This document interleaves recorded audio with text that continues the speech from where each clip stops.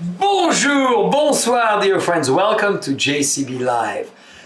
Am I not well surrounded today? I have the most attractive, sensual, and exceptional chef. One of them, you know, Chef DAT. Oh, my brother. How are you So doing? good to see you back. We are thrilled. You all know Chef DAT is a star, traveling chef for the celebrities. He's been in the restaurant world for many years, has his own places, and now has a very unique concept he's going to tell us about, which is a revolution in the world of food and wine and hospitality and cooking. He kindly introduced me to a legend, Chef Ryan. Isn't he as well charming? And a huge talent, dear friends. So I almost met Chef Ryan at Noma in Copenhagen. Isn't it one of the best restaurants in the world? Oh, absolutely. By far. One of the most amazing. So he's been there for many, many years. And besides that, he has an incredible experience in the US as well as a great chef. And today, this is May, they're in California for another project that we won't talk about yet, but maybe another time. They love gardening, they love nature, they love wine, they love food. So we are, dear friends, at Raymond Vineyards in our outdoor Gaggenau kitchen. And we're going to be drinking some great wines. Yes. Chef DAT loves his baby! Oh, yes. It's time. Oh. Well, Chef DAT, you're going to tell us why do you love Chablis so much? You selected all the wines we have here today. I hope you're all jealous. Chablis Vaucoupin. The sound of crystal. Baccarat. Of course. Oh. For you, Crystal Baccarat Gaggenau Kitchen. So Chef Dat, tell us about it. Oldest winery in Chablis, dear friends, Moreau, founded in the early 19th century, Chef Ryan. And why do you like this wine? Because I know Chef Ryan loves Chablis too. Well, it's hard to say because when I first met you, you came to my restaurant in Dallas and you said I was selling more of your Saint Laurent wine than anyone else, and you're wondering why. And I had a crazy secret for you that most of it was actually not sold in my restaurant, but it was in my garage. I was drinking all of it. So then you asked me, this must be your favorite wine that I make, the Saint Laurent. I said, no, actually, the Chablis Premier Cru is my favorite. I just can't drink it every single day. So this has a very, very, very huge part of my heart. Like when I met you, Yes. It reminds me of all the memories of how long I've known you, coming to your birthday party. There's a lot of fun, people here having fun, drinking a lot of wine. I think I was drinking this the entire night. Well, we're gonna give him more. Yes. Thank you. And I gotta tell you, this memory of this dinner we did at Chef Ryan's restaurant was one of the best. We really tasted around 24 wines. You prepared around 16 courses. It was so over the top.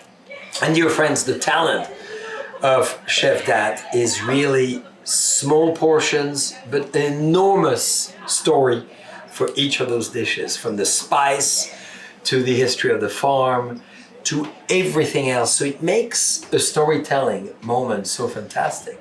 So I love when you came first to the table and you explain about the food, and then we eventually talk about the wine.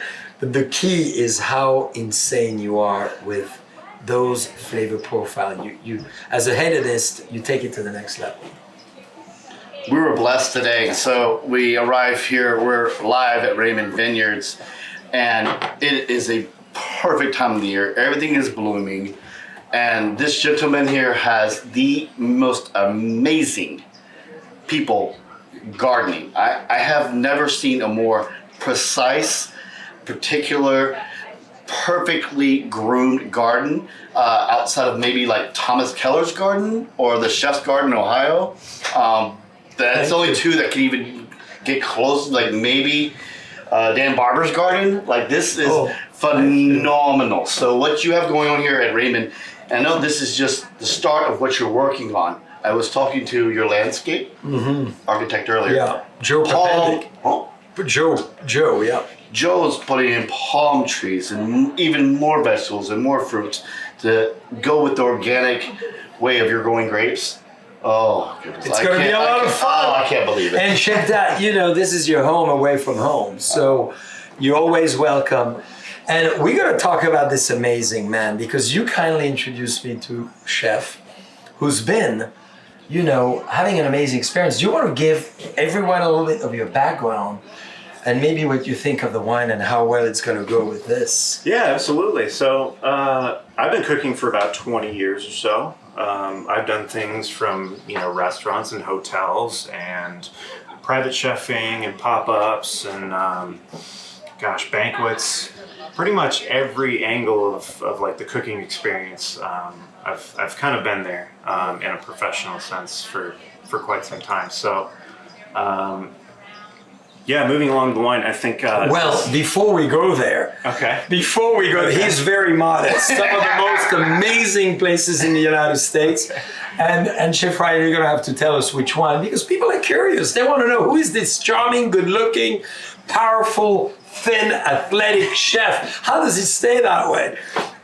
And explain as well where you migrated in Europe. I mentioned Noma. Everybody knows it. If not, amazing cookbooks, one of the most incredible restaurants. One of my first winemaker dinner in Denmark around 15 years ago. Yes, of course, Noma was a perfect experience for me. It was, I spent quite a bit of time there in the fall and winter of 2013. So I got a chance to like rotate stations.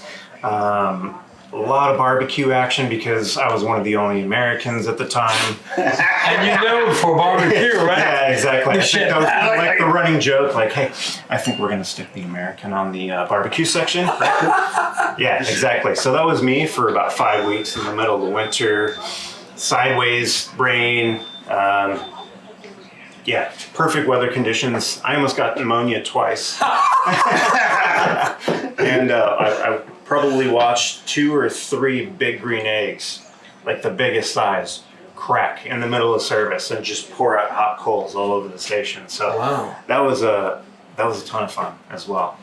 But an amazing place though, right? How did you absolutely decide to go to Denmark? I mean, besides the fact it's probably one of the best restaurants on the planet at this stage. Yeah, absolutely. The food and kind of philosophies at Noma really kind of were very attractive for me. A lot of like preservation, curing, and like zero waste kind of, you know, mentality really kind of struck a chord with me, and I really knew that that's kind of where I wanted to be and what I really like wanted to absorb. So amazing seafood as well. Yeah, absolutely. I know you were stuck on the barbecue, but you barbecued seafood as well, I imagine. Yes, quite a bit. Yeah. Quite a bit of seafood and vegetables. And the restaurant is known for what? What, if you were to describe it to our friends who haven't been, and they will, I'm sure, after this. Well, I guess Noma would probably be the best described, in my opinion, as hyper-seasonal, local, you know, kind of like Scandinavian, Danish, Swedish, anything from like Scandinavian region. And not just kind of concentrated, exactly. Yeah. So every season rotates, right? We have vegetable season now. Yes. We have seafood season throughout the winter as well, which is, you know, plenty of finfish, shellfish, bivalves, crustaceans. How did you feel it? He was looking. This guy's always got that back. See, might have to ask. Yeah, and then wild game in the fall. Wild game in Denmark is pretty fantastic as well. They love hunting. Yes, they do. Yeah. And the game is insane. Yeah. And insane. what I really love as well, as you said, I think it's what you do so well, Chef Dat, as well as the integration of the garden and the season. Mm-hmm. You know, there's another great restaurant in San Francisco, in fact, called Season. Mm-hmm. And I love the chef as well. Extremely supreme on the ingredients and the quality of the purity of what you present. And it doesn't have to be overly done, but what is done, it's like you're cooking, you're very precise.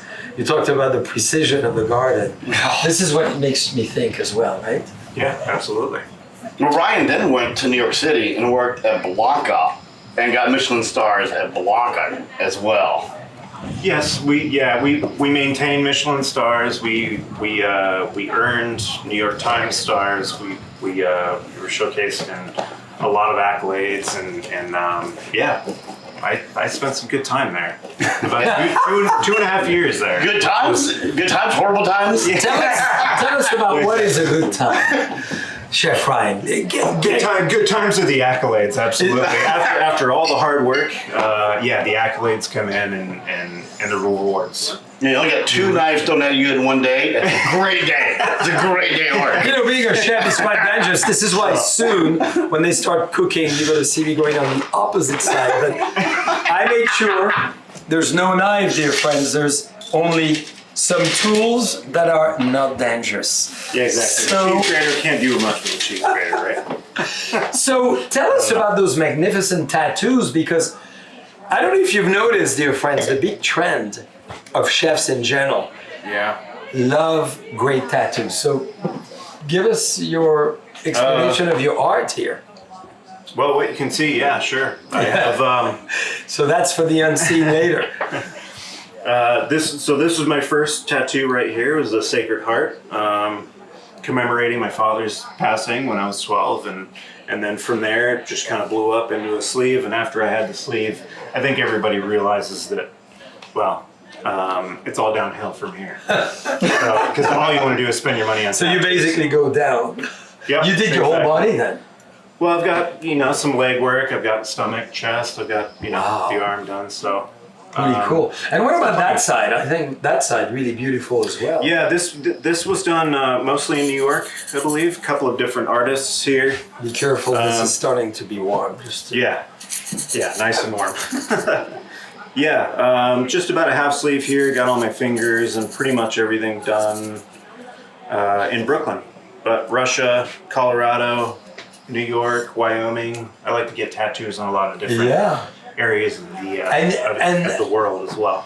You know, as all of us loving food, we don't mind being dairy, trying a new restaurant, but what about a tattoo artist? If you don't know him, aren't you scared sometimes to go there and to say... Oh, of course, that's why I like sticking with the same artist as much as possible. But sure. Russia is a great one too. So that was a Russian in Russia itself? Yeah, just this little filler right here. The guy had done Mick Jagger the week before, so I figured I was probably good enough.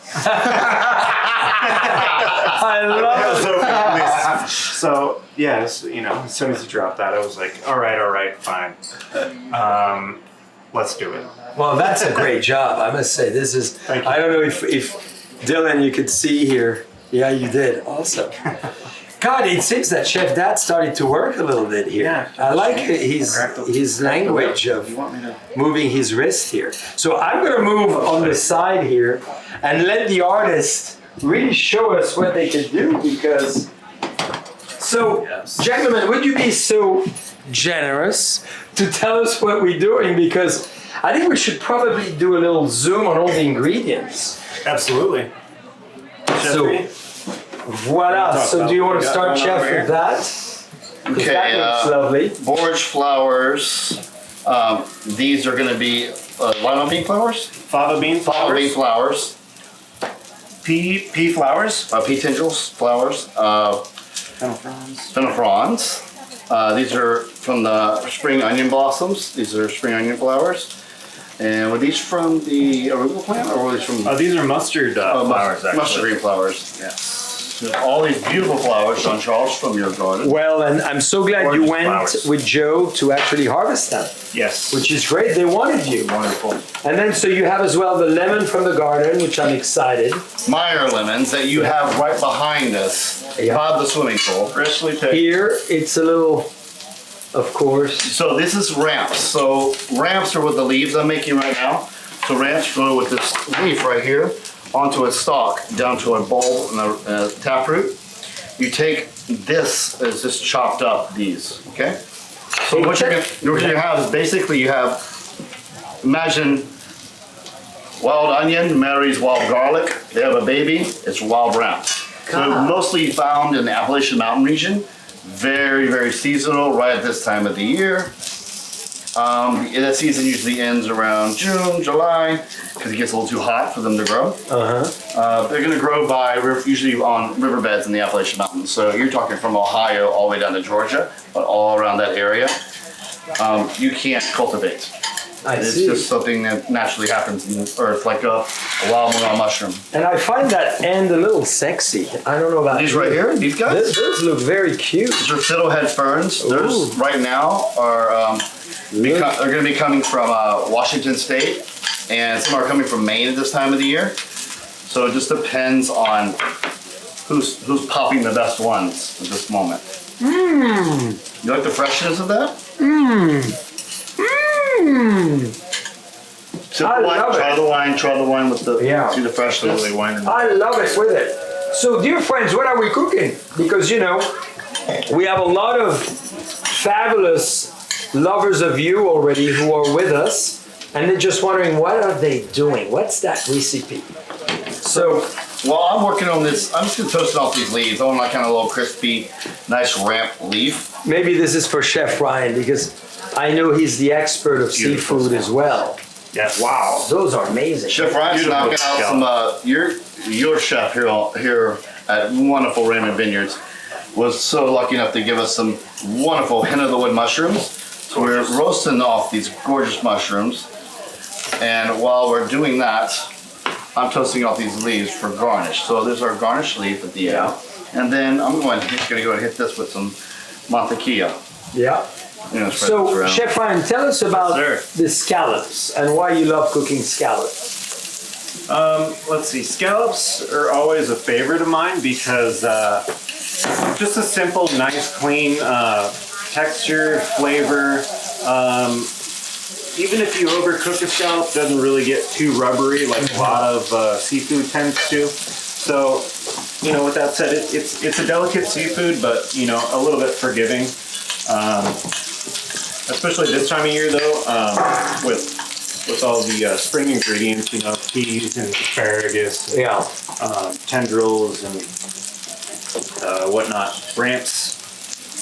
Yeah, go with the scallops just wonderfully. Wow, look at those beautiful pieces. I agree with you. My favorite time to have them is in the spring like this. Yeah. So, Chef Ryan, how did you get started really becoming a chef, and what really was the turning point when you said, that's what I want to do in life? So I was about 15 when I started washing dishes. It was my first job. It was kind of my first glimpse into the restaurant industry. And, growing up, my whole family had always been big into cooking. It was never, like pizza night or, fast food night or anything like that. It was always, fried chicken or fried steak, something. Wow, so very healthy. Well, definitely not all Southern food by any means, but it was always cooking going on every night. In fact, I remember dreading doing dishes every single night when I was a kid.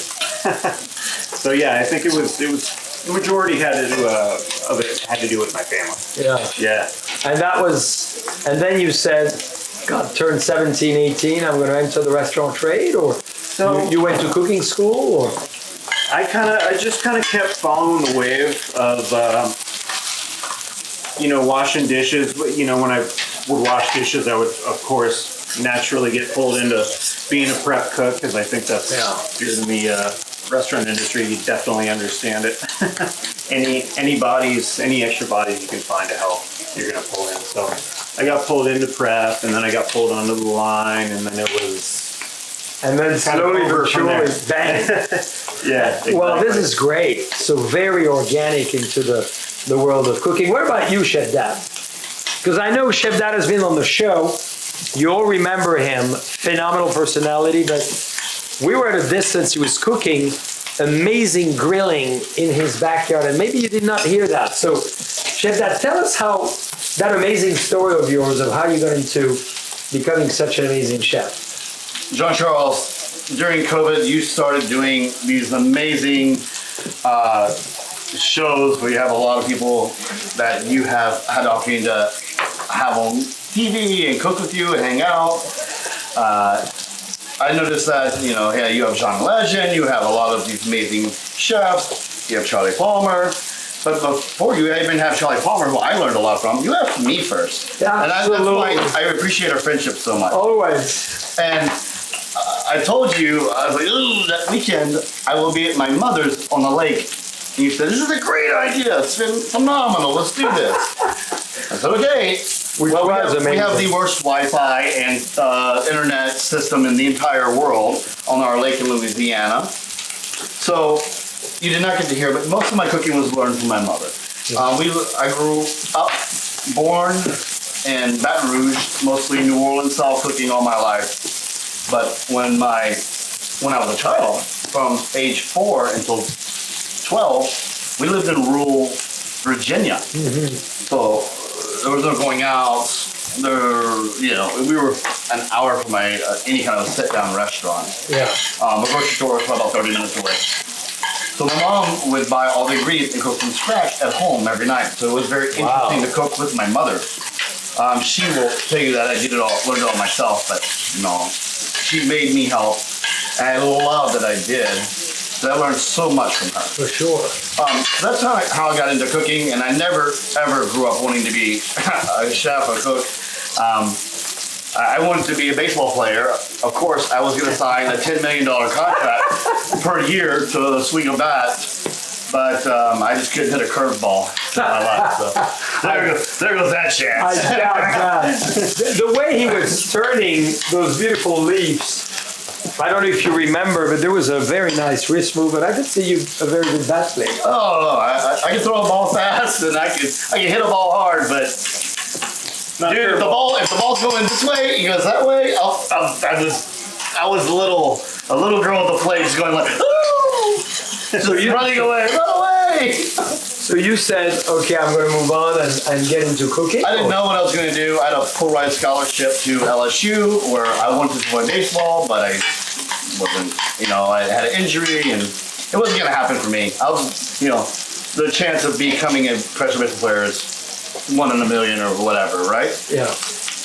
I jumped into, started busting tables, started waiting tables. I started bartending. I told the chef one day, I think I want to start cooking. I cooked for all my friends. I knew cooking for my mom. And then one day, it just became a profession. And I started cooking, and then I quit bartending one day. The next day, I quit waiting tables. And the next thing you know, it was 2012 came along, and I'd been cooking for 3 years for my own brand. And it just organically became a career. And I'm thankful of where I am and what I do. And a lot of people are jealous, like, oh my gosh, you're so lucky you get to cook great food every day. Yeah, I'm very lucky to cook great food for you every day while eating Taco Bell at 2 a.m. So tell us about, both of you, dear friends, because our friends are very unique in a way that they've moved from the restaurant world in a way to their private cooking and private, unbelievable hospitality. So they go into phenomenal kitchens, meet great people, and do really more of a private chef experience, right? You get that opportunity. So tell us about that. I'm going to move out of the way to make sure. So for myself, after doing this for about 20 years, in restaurants and, working the grind, doing every, possible aspect of, the culinary segment, like, banquets and hotels and fine dining and then casual and, you get to a point where you kind of reach a ceiling and you can't work 100 hours a week anymore. Yeah, you can't work 80 hours a week anymore. But not only that, the kind of like confinement that you feel when you're kind of bound in a restaurant, so to speak, you don't have enough time and like privilege to really like travel and experience like different kinds of cultures and foods and whatnot. Was probably the most difficult part for me, which really made me kind of like resent holding a position in a restaurant. So now that we're, just working events here and there, kind of wherever needed, Yeah. wherever wanted, and then going from there. It's just been fantastic. The difference- so much more freedom. Seeing so much more, just so much more happy. The difference is, and I agree with Ryan, is that cooking at a restaurant, people are coming there to eat, okay? They're gonna have an expectation immediately of what your review is, who you are, what you're going to do, and damn it, if you don't have what they order on the damn menu, they're upset, it didn't come out right. It's a lot of expectation to come at. Now, you say, David, Chef DAT, Chef Ryan, I want you to come to my house tomorrow night and cook for me and Gina. What do you want? We're in the mood for, dry aged steak, maybe some scallop, Well, maybe some scallops. What about that? maybe some scallop, maybe some fresh vegetables. Gina doesn't like too spicy. I like mine a little more. So now I know exactly what you want. Yeah. So in that controlled environment, I can make you exactly what you want, how you want it. And that gives us the ability to make that person feel so special, Yeah. but also know we're doing a great job. Because the unfortunate thing about the hours of restaurant work, employees not showing up. You're the owner of a restaurant. You're the exec chef. It's your slow day. It's Tuesday. You're slow. You go in, make sure everybody's. Oh, hold on, shit. No, not everybody's here. Oh, the grill cook didn't show up. So now your day off. Well, Chef Ryan went to Copenhagen. That's why. Your grill cook doesn't show up, and then you're like, oh, I guess that date night with wifey. I'll call my wife and say, oh yeah, so I'm running grill. So you promised me. So those expectations are gone when you deal with private chef cooking, because I'm coming to cook for you and Gina and your friends. I know what you want. I know what you like, and it's more fun. And we get to travel a lot now instead of being stuck inside the same Yeah, you're on four the walls in world. the same box. Yeah. We get to do a lot more exploration and try So tell us. different regions have different food. So it's a lot of fun to go to Oaxaca and cook with Oaxaca food. Yeah. I just love to come to Napa and cook the food you have here fresh. Everywhere we go, we get to try what's fresh there at that time. Instead of going, okay, we have to order this from Maine, this from here, and get it to Dallas, or get it to New Orleans, or get it to Denver. We can go, we're Mexico, let's go to the market, see what's fresh. That's it. This is what we're cooking, dude. Well, when you're really talented, dear friends, this is what you can do. Because there are the cookbooks, the live cookbooks. So tell us, give us a little secret as I'm going to serve you the next wine. Oh, And Chef Ryan, if you want to use that Chablis in the sauce, I was just thinking, Yeah. shall we go as crazy as that? Absolutely. Because it could be quite something. I don't know what you think. I agree. I absolutely. But dear friends, you see, some of us finish their wine before others, and that I know you could show me how you do this. Oh, finally! It's about time! nailed it. So if you have 3 words on this Chablis, Premier Cru, Vos Coupins, chefs, what would you say? One of the most historical wine, founded in 1814, Moreau. Unbelievable wine. I mean, So Charles, I have a question for you. Now, how long has this wine been in your family? well, since 1997, because it was in a family for over 100 years, and the family wanted to, eventually evolve and do something else, and we got very fortunate to be able to buy it. So, 25 years now. Wow. Congratulations. A quarter of a century, and we're going to taste, dear friends, it's Burgundy Haven here. We're at Raymond Vineyards, but we're going to go wild. Another great Burgundy Chardonnay. So, Chef DAT, did you like this Chablis? Did you like that minerality? Did you like that feel? That oyster shell soil that's... Ooh la la. Oh. You're getting us excited. Oui. Are you talking about the lovely ladies you're seeing in the landscape? Or? That too. Don't get me started. One thing at a time. Well, let's have a little toast. I'm back, dear friends, to toast on another wine. Because this is what is fun. Don't you think when you cook, as is, among friends, I'm the one observing and admiring them. I could be the one serving the wine, and it's fun. We try different flavors, different feeling, different emotions.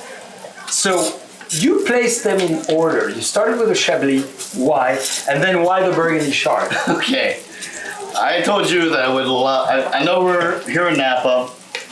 It's May, and I was thinking, so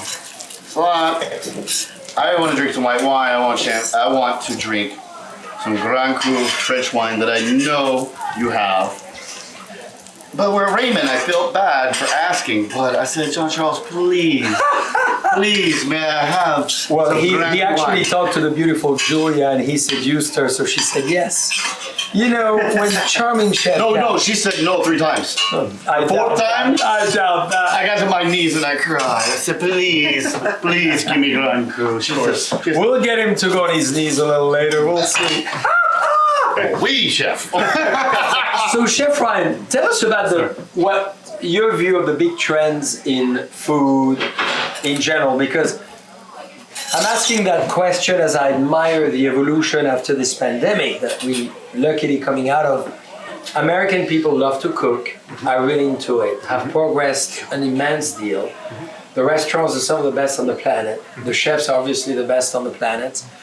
People are focusing on the ingredients. We seem to become very healthy and very conscious. Yeah, absolutely. But that's one trend. What are the other trends you wish to share that you've observed in the world of food for everybody to realize?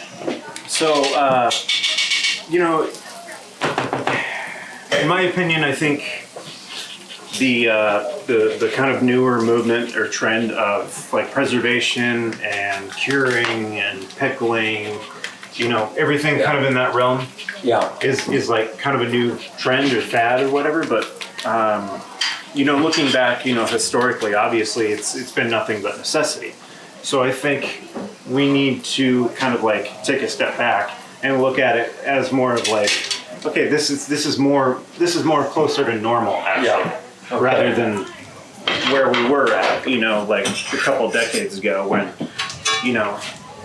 3 Michelin star cuisine was about cutting perfect squares with everything with a ruler and then throwing out the rest, right? Mm-hmm. So I think That's a very good point. Yeah, they have you brew all perfectly. Yeah. And then all your scraps and ends with the garbage. Instead of now you have you progressive people that he's learned from and I've learned from. That you don't throw away a stalk. You put everything back in your compost, back to your garden. That's right. And keep this biodynamic trend of cooking, and it's helping everybody. It's very easy to produce like a zero waste kitchen, when you really take a look at it, like take a step back, look at, your trash bins and figure out what's waste and what's really not. Very cool. Well, I'm so glad to hear that. So refreshing for us who are really environmentalists, as you know. All organic, all biodynamic, and including some of those wines here. It's very refreshing. What about you, Chef Dat? Do you see the same? Because you're so good as well. What I love in America, and I'm going to put you on another track of thought, your spice are insane. Your sauces are insane. Your soup are incredible. I remember, in a great private club in Dallas, Chef Dat preparing a meal that I will never forget. And that soup you did with the spice, I became red. I drank half a bottle of wine after it. But I asked Chef Dat for another share of that soup, and probably one of my best memories in the last 3 years. And you're very good in that sense as well, of discovering spice and assembling them together as a painter would do with paintings. Well, I think you're like me. I love something with a story. Yeah. And the story behind the soup you're talking about, which is my mother's gumbo the first dish I started cooking. The story behind it's amazing. But when you take the time and the love to make a dish like that from scratch, it's like chili to a Texan, making a chili perfect. From a person from South Louisiana, it's like making that gumbo perfect. In San Francisco, right down here, it's like that one place makes the clam chowder perfect, right? That's right. Okay, so everybody has that way and has that thing. Our French baguette in New Orleans is better than yours. I'm sorry. Yeah. Oh, I'm not surprised. Your sourdough bread here, is better than ours. I'm sorry. I love it. In New York City, where this guy was working, their bagels are freaking better. I'm sorry. The bagels are better there. Yeah. So everybody's has something that is better in different areas of our country, and that's what makes it beautiful. And that's why me and Chef Ryan love to travel and cook in different places so we can enjoy the best in the best places. No, I'm with you. I think it's great to recognize that. We need to look at each other in the eye because, you know, there's a big saying out here. And you guys are here for a few weeks, so you better... Let's do it again. Let's do it again. So now... We don't want anything bad. We want only the good.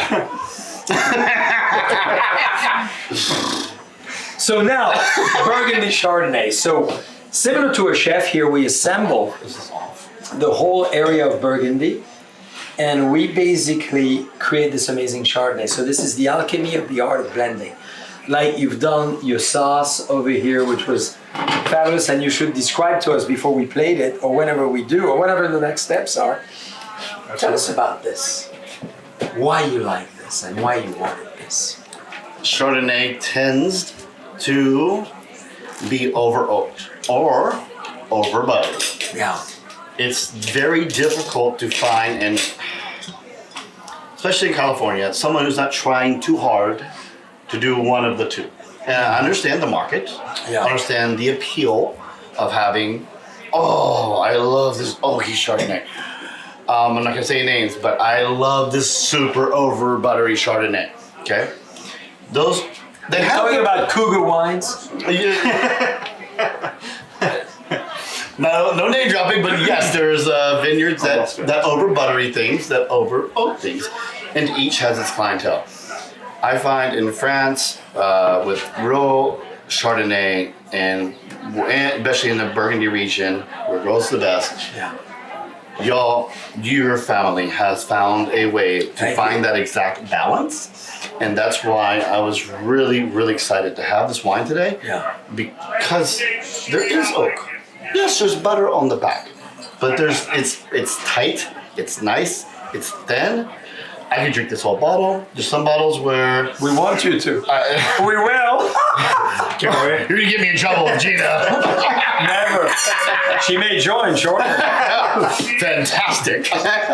But I just love the balance of it, and that is very, very difficult to do. Yeah. And I think it's either I know how to do this and I do this right, or I'm gonna try really hard to show this and try really hard to show that. Yeah. This is not trying hard. This is doing it right. That's thank you so much. Precision, respecting, you know, the ingredients and letting the ingredients be, and I think that's why it's so key. So let's taste it. This is again one of the oldest winery in Burgundy, Bouchard. And I think it's gonna go so well with what you prepared. I'm so excited. Let me tell you a quick story. In 2000, the world was going to end. Remember this? Yeah. 1999, going to 2000, the world is going to end. So I had a bottle of 1982 Chardonnay Bouchard, and I was like, this is going to be horrible. It's going to be vinegar. Yeah. But it's always been in... I'm getting worried. It's always been in... I'm sweating. It's always been in refrigeration in the wine cooler. And open up the 82, which is a year older than myself, aging myself here. I wish I was born in 82. Yeah. Many things happened to me in 1982. Many things happened at your last birthday party too. Yeah, so, okay. Well, I was looking. It was one of those. We have you on film. Oh. We replay it occasionally when we need to get excited. I'm not sure you want to broadcast that. Me and the girls and the chocolate. I remember. No. Of course. But this you were the caramel among the two chocolates. I remember that. Remember the mixture? He was the perfect sandwich. Oh. How do we call that beautiful chocolate between two little, you know? A s'more? Yeah, a s'more. Here we go. That's what I was thinking. I was thinking more of it. Oh, gosh, I was like, you're going to call me another word that rhymes I with think we're s'more. sharing way too much. You know, we don't want people to know what happens when it gets dark in Raymond Vineyards. A lot of good things happens here. But this wine specifically is one that has those memories, and the balance is perfect. And I love your family for making this wine. Well, I'm going to add a little more too. I'm going to taste some, and I want to make sure.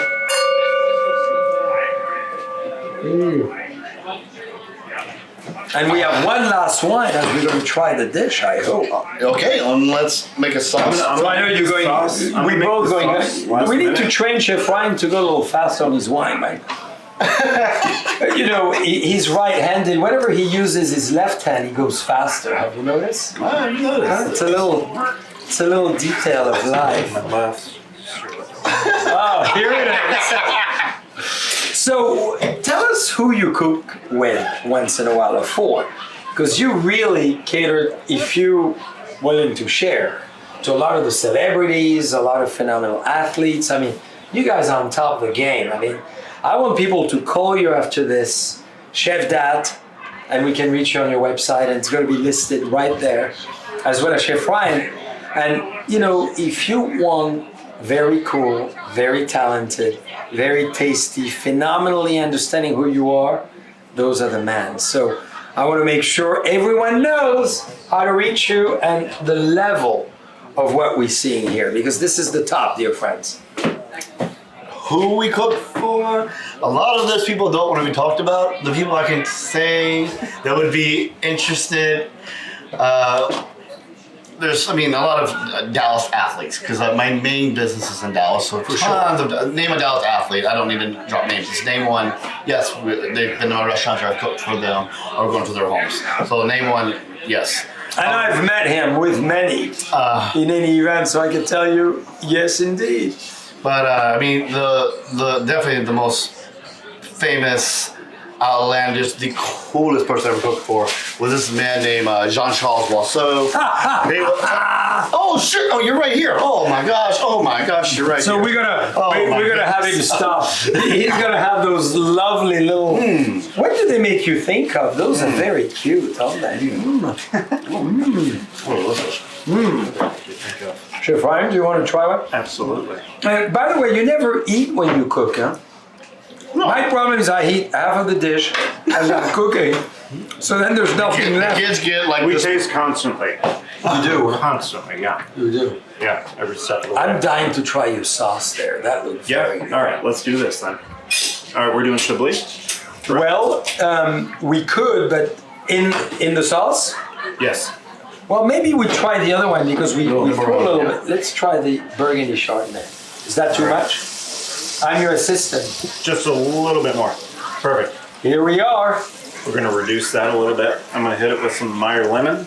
All right, dear And then friends. we'll finish it with a little bit of butter.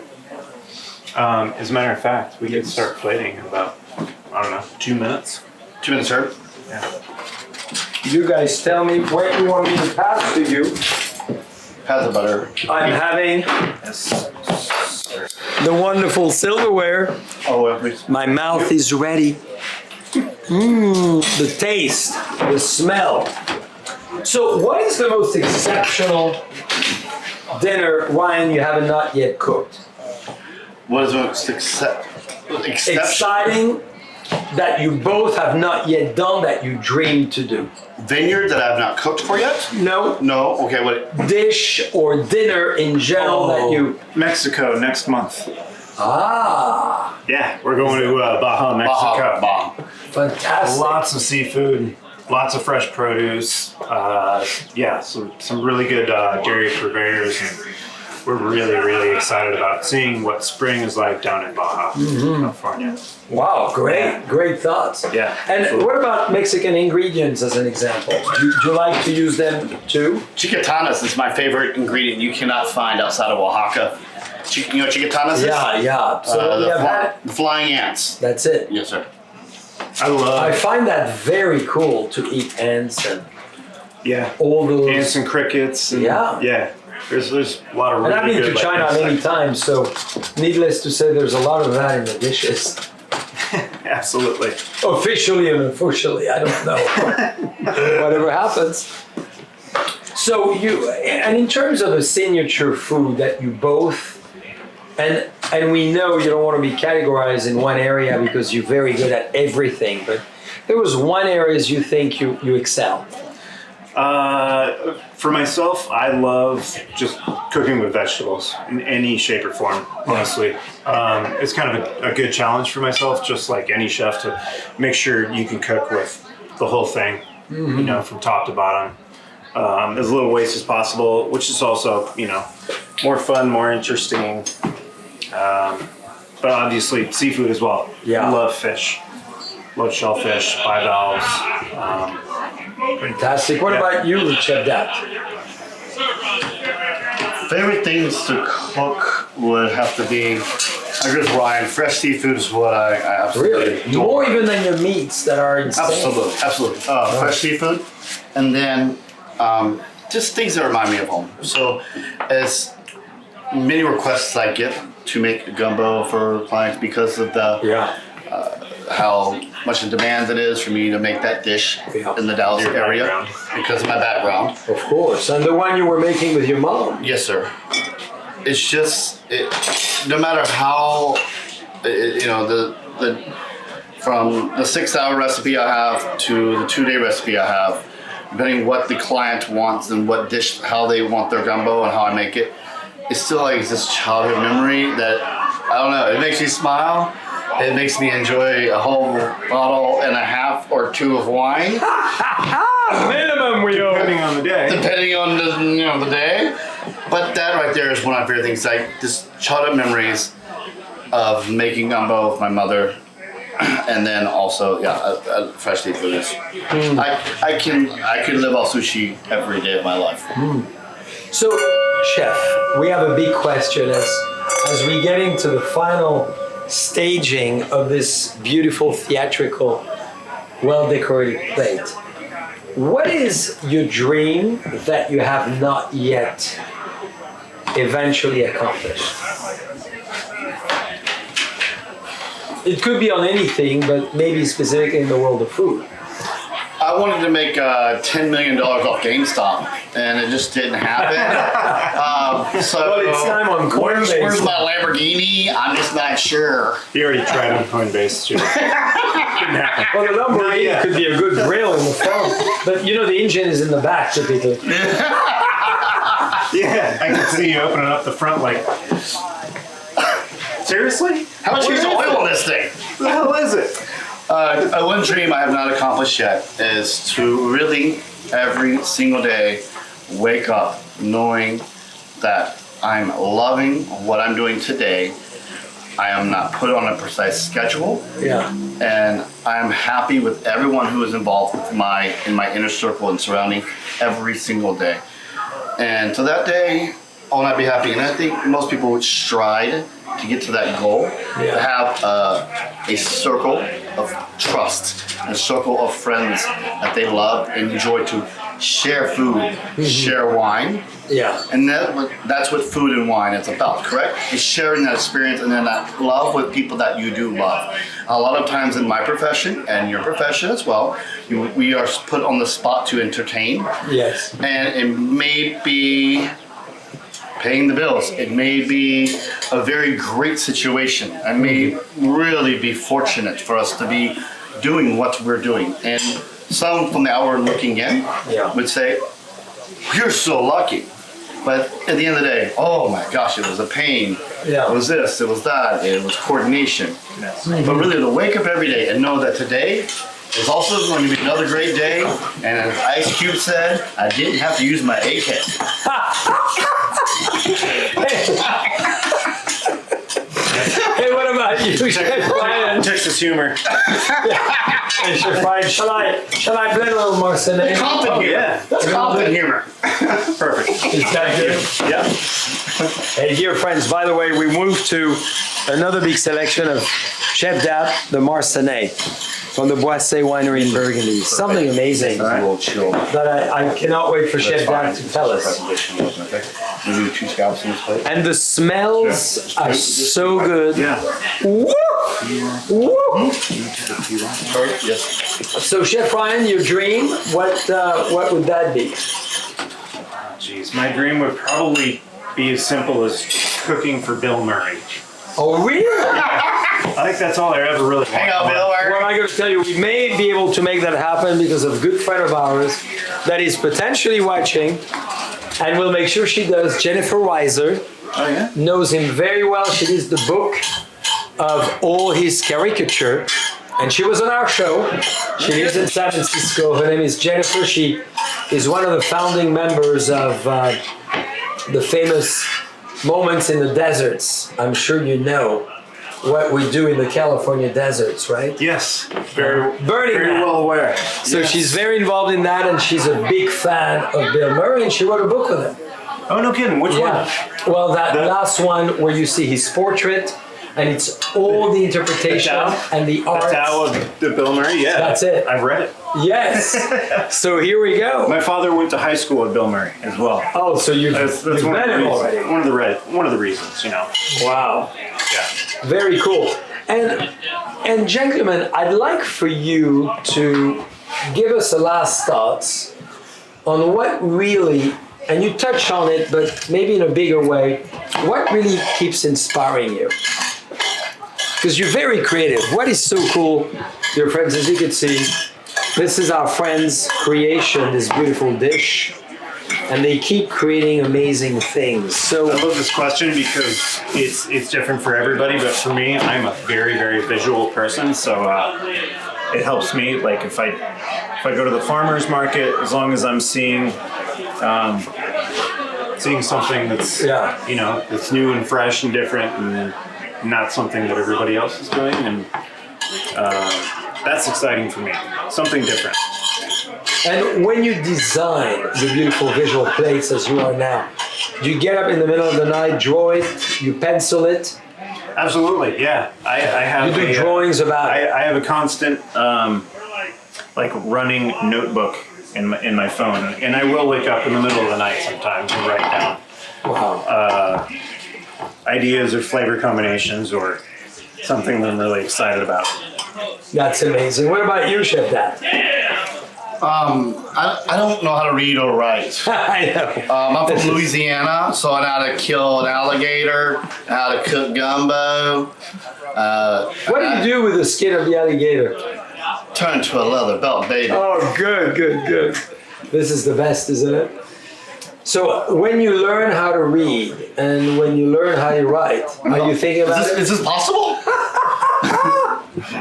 Well, we can work on it today. Repeat after me. Ooh la la. Ooh la la. But I would give him an A+ already. What a good student. Can you say, c'est si bon? C'est bon. Oh, yeah. I mean, he got a double A+. I mean, he is one of our, iconic student already.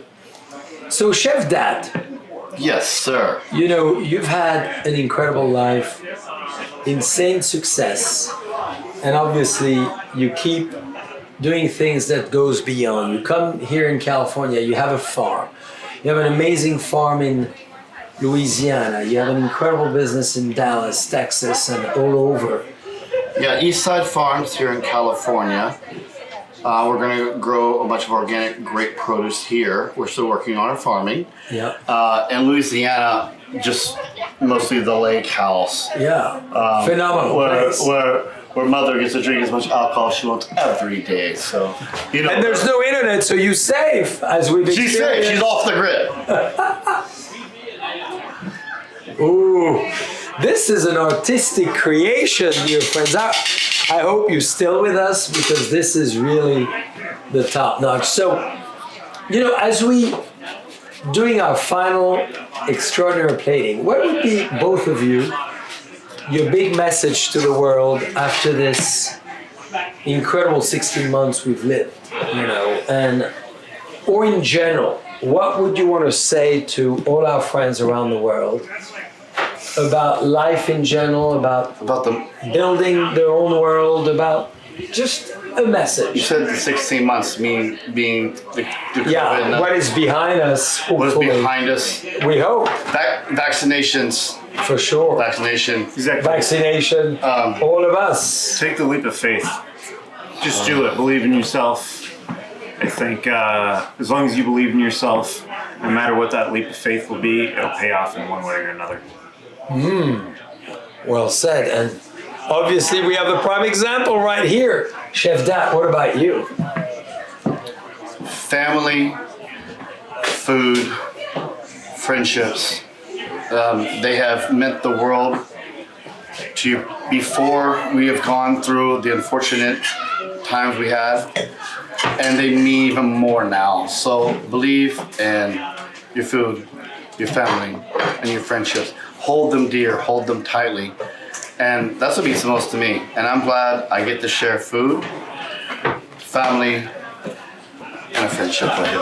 Well, and dear friends, I will echo that and amplify it. This is what it's all about today. Those are the 3 F's of life. There's one more, but let's not talk.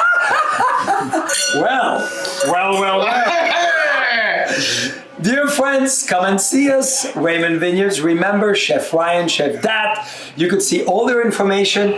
Look at the level of what they just did. Casually speaking together, having an amazing time. This is a piece of art.